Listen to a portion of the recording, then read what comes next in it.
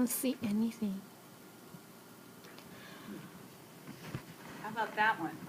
Any kind of mood with this one? Ancient. What? Ancient? What makes you say that? Inside of a cave. Okay. Yeah, it creates a really interesting mood with this one, doesn't it?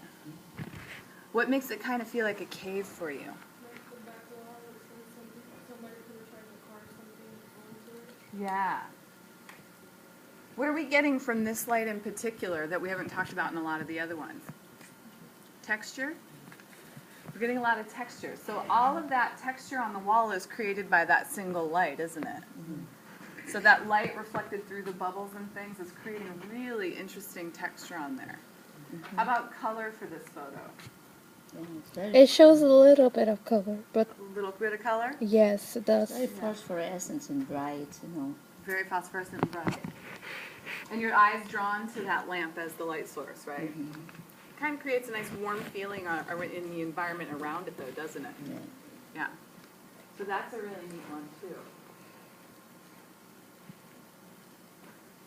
Alright, this one might be a little hard to see. We'll see. How about this one again? Looks like Africa. How about the light? Where's the direction of the light coming from? Sun. On the opposite end of the horizon. Yep. If your figure that you're lighting is that tree, is the light source, where's the light source coming from to light that tree? It's in the background. Behind it. Yeah. So we talked last time about the directions of light, and we talked about backlight, right? So is there anything filling in the front of that tree, or is it just the backlight? Just the backlight. So we're creating what we call a silhouette, right? So again, shadow, silhouette, the contrast of light and dark has created a really interesting composition here, hasn't it? So you kind of get that neat effect. How about the color? Does the color make you feel any kind of mood here? Yeah, the sky makes the color. The sky, it makes you feel what? Yeah, it makes you feel like there's enough color. Enough color. But, Yeah. But what does it make you feel? The sky makes me feel like really, it feels me, the sky makes me feel really lively. Lively, okay.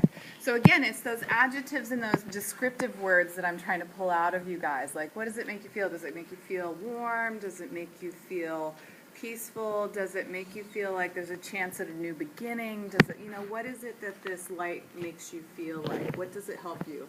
And obviously sometimes there's help from the surroundings.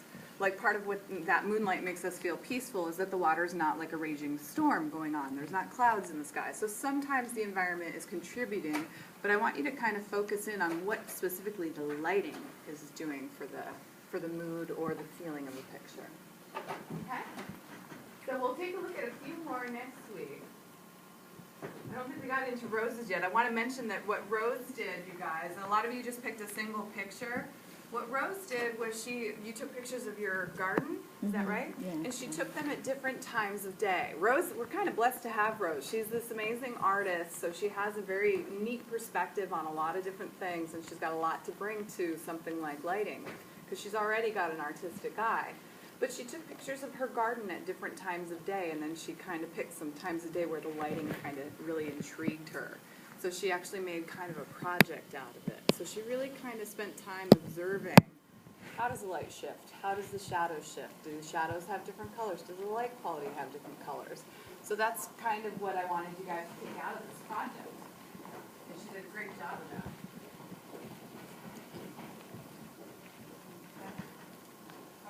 You guys can see that. All right, so we'll take look at a few more next week.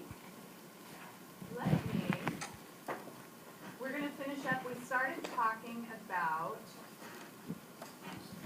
the objectives of stage lighting last time, and we have one more thing to cover. Pull it up over here. So we had spent time talking about the objectives. We've covered visibility, naturalism, composition, and mood. And we talked a little bit about those today with the pictures. And then we were talking about the qualities of light. Again, these are the tools you use as a lighting designer to kind of achieve what you want to do with lighting. So we've gotten into intensity. We talked about color. We talked about direction. And what we hadn't talked about yet was the last one, movement. What do I mean by movement? Does anybody have any guesses about what I might mean by movement of lighting? That I think it's animated lighting. A little bit. It can be. It can be the actual physical movement of lighting. But movement can also refer to a change in any of the three things that we just talked about, the intensity, the color, or the direction. So movement also refers to what we call cueing. When we have cues in lighting and we change color, we change intensity, or we change the direction of the lighting, that is the movement of lighting. So it can be a moving light, like when you guys are watching rock concerts and the lights are moving back and forth. Yes, the movement is an actual cue. The actual physical movement does count as a cue or a movement of lighting. But it can, like I said, it can also be a change in color, it can be a change in intensity, and it can be a change in direction.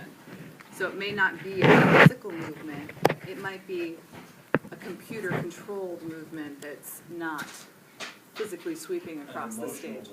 An emotional movement, that's a good way of putting it too. So that's what we're talking about there. And when we get into our class projects, this is what we're, especially as we move through the semester, that's what you guys are going to be dealing with the most, is you're going to, in your second project, you'll be creating 3 cues.